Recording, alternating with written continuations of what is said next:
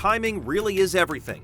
David Wise made his X Games debut as a halfpipe skier in the summer of 2011. That same year, it was announced that his sport would become an Olympic one in 2014 at the Sochi Games. I never had the intention of having a long career in halfpipe. I just wanted to have a career. I wanted to be a professional skier. That was my dream from age 15 on. To be clear, being an Olympic champion was not one of his goals, but it definitely became one of his achievements. These are 2 of my 3 Olympic bibs. One of them is out on loan right now. He won gold in Sochi and Pyeongchang. He won silver in Beijing. What did he do with all that success? He shared it. We've partnered with various great nonprofits over the years and given 10% of my winnings to these organizations that we thought were doing good things. It's his podium challenge. He started it in 2012 when he won his first gold in the X Games. Every time he makes a podium, he donates 10% of his winnings. So we settled on Feeding America because not only can we partner with Feeding America nationally, but we can also partner with Food Bank in Northern Nevada. The Empowerment Center right now is creating a solution to the low-income housing problem here in Reno. He also donates to One Leg Up on Life, a foundation started by his sister, Christy Wise, an Air Force captain who lost her leg in a boating accident in 2015. Family is everything to David Wise, especially as a father of 2. That's part of the reason that I'm going for one more Olympics. I was definitely tempted to retire and move on to the next era after the Olympics in 2022. When I won gold in 2018, both kids got to have this epic moment, and my wife to stand on the podium with me. That, to me, is still the highlight of my career. Quite a surprising thing realizing that my dad wasn't just my dad, he was also a professional skier. That's Malachi Wise. He's 11.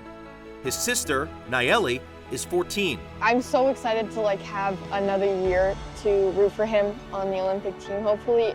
And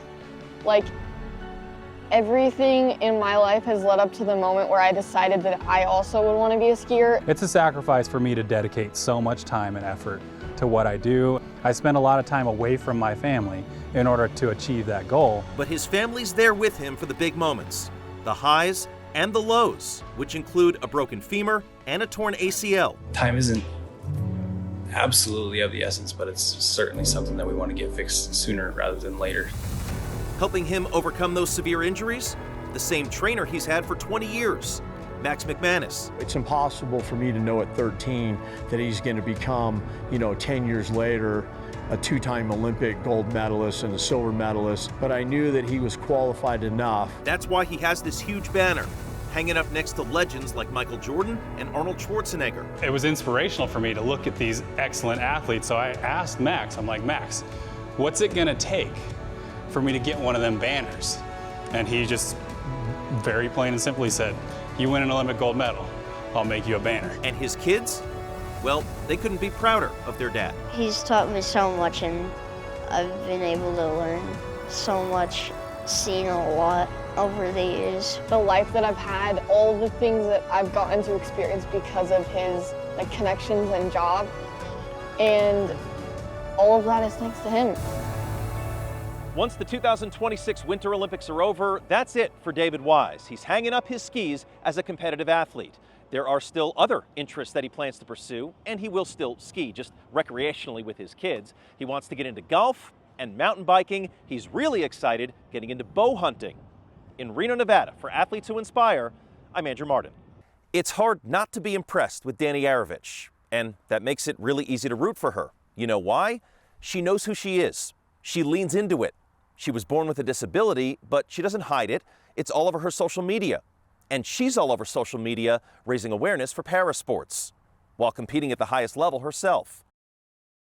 Dani Aravich grew up like a lot of kids do, playing a ton of sports: soccer, basketball, softball, horseback riding. Unlike a lot of kids, she was born without her left hand and forearm. It was difficult because people had so much fear associated with me missing my hand, and for me it felt extremely normal because it's all I've ever known. The One-Armed Dan is how she's known today. That's her handle on Instagram and YouTube, and she posts all the time. I want to tell stories about athletes who don't get their story told enough. Her story takes place in the Mountain West, Dani Aravich is from Idaho. She now lives in Montana.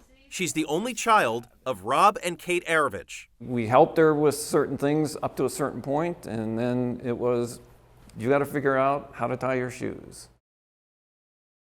Still, Dani Aravich, unfortunately, faced some challenges growing up. Weird comments from people who didn't understand, even comments at Costco from complete strangers.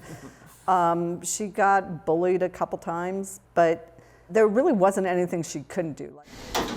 That unstoppable mindset led her to earn a Division I scholarship to Butler University in Indianapolis to run cross country. She majored in marketing and entrepreneurship, and she figured out a way to land internships with both the Indiana Pacers and the Indianapolis Colts. That led to her getting her dream job, a full-time role with the Utah Jazz. I worked in ticketing, and I was doing really well at my job. I was one of the few female salespeople at the entire organization, and I was kicking actually at my job. That was before Dani Aravich ever thought about becoming a Paralympian. In 2019, she was invited to a development camp. She decided to pursue it. I'm entering now this 6 months apart. I've never gone to a Summer Paralympics. I wasn't sure I was going to make the team. And now I'm also trying to make the Winter Paralympics 6 months later. She made both. The Summer Paralympics in Tokyo, delayed a year due to COVID, she ran the 400 meters. The Winter Paralympics in Beijing. She competed in para-Nordic skiing, a combination of cross-country skiing and biathlon. Well, we have asked 1,000 questions. I tend to forget some of the answers, but no, I mean, it's been fascinating to watch. Post-Beijing, Dani Aravich won a world championship as part of a mixed relay team in 2023. She earned the nickname Biathlon Bandit. This is what powers it to shoot. As she works towards the next Paralympics, she's also working on advocating for people with disabilities, using her background in sports marketing. That's why we started our media platform called Cultured, which is founded by myself and 3 other Paralympic athletes from Team USA, because we wanted to bring more attention and more eyes to parasport and make it more mainstream. That's going to hopefully contribute to the overall growth of the Paralympics. She just knows how to explain everything that's going on with the Paralympic movement. I am very proud of the woman she has become. Aravich is focusing strictly on winter sports at the moment, but she's not ruling out the possibility of competing at the Summer Games in LA in 2028. In Bozeman, Montana, for Athletes Who Inspire, I'm Andrew Martin. It's a common ritual in New Jersey. Oh, that smells so good. Roommates cooking up a pasta dinner. So this one's basically has everything in it. These are all the ingredients. Then with the Italian seasoning and the olive oil, it's so good. And sitting down to enjoy it together. Isabelle, you made some really good pasta. Thank you, I did it just for you. But what's not so common? The sport that unites these two.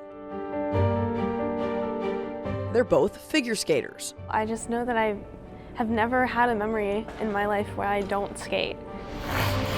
And one of them, 18-year-old Isabeau Levito, just so happens to be known around the world. It's such a satisfying way to put my energy to use. Isabeau Levito got into figure skating after seeing her mother watch the competitions during the 2010 Winter Games. So Isabeau's mom put the then 3-year-old into ice skating class, a decision that changed her life. From a young age, I've been here like morning to afternoon. Some people would say I live here. Very good. Isabeau quickly found a mentor in Yulia Kuznetsova, who taught learn to skate classes at the local rink in Mount Laurel, New Jersey. She was very tiny, and she was full get up, and she just followed me everywhere. Push, push, push, push. Yulia saw the young skater's potential and began teaching her privately. From there, the bond deepened. For her, I'm a second person after her mom. She knows me so well, and I think she's like the perfect coach for me because of that. Beautiful lessons. And it wasn't long before Isabeau started rattling off a string of impressive achievements. World Junior Champion in 2022, U.S. National Champion in 2023, and World Silver Medalist in 2024.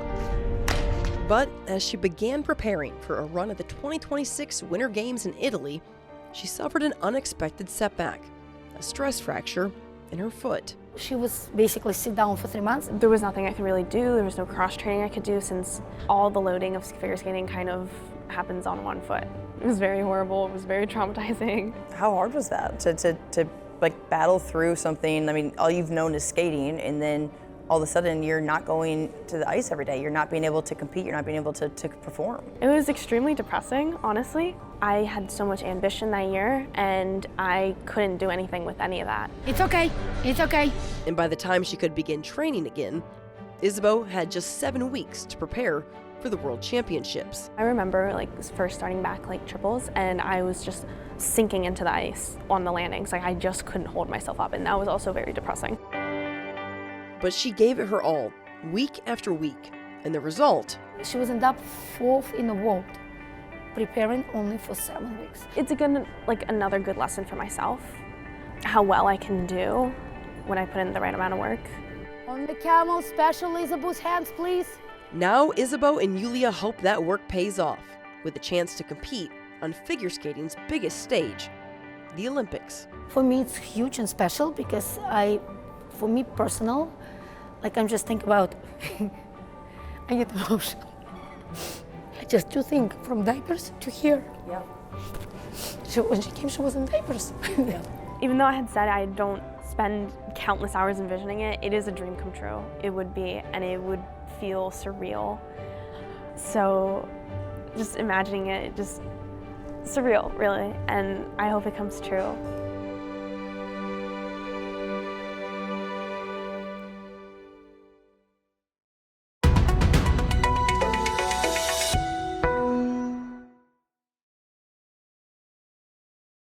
Thank you for watching. Subscribe below and download our NewsNation app right now on your phone, and you will get fact-based, unbiased news for all Americans.